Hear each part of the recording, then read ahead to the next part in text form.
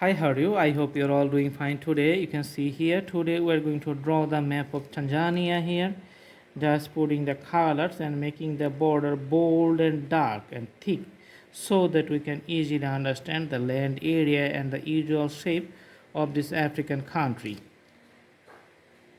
First we are going to make the borders bold, then we are going to put the color inside and highlight the land area so that the shape of the country is easily understood in this white background, white paper or white canvas.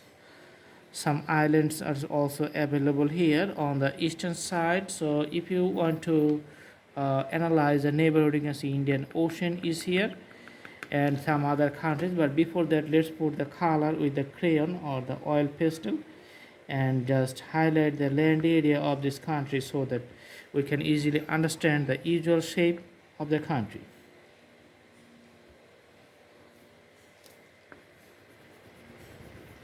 As you know, the crayon is a very useful color and you can cover up a very big area within a small amount of time and put the colors as you necessary all over the area, and it doesn't take much time, so a very small amount of time, very easy to use, wonderful. And you can see in the live demonstration that we just completed within few seconds, so that's why it's very popular.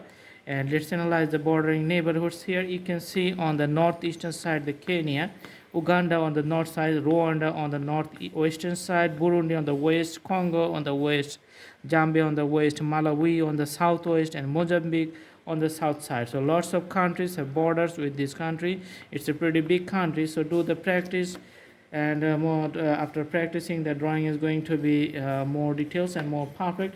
You can also browse through our playlist and select our drawing practice ideas. We have thousands of drawings in different categories in our playlist, so please go to the playlist and browse through the playlist for better practicing. See you in our next videos. Stay tuned, stay nice, stay healthy. Thank you so much. Thanks for watching. Have a good day.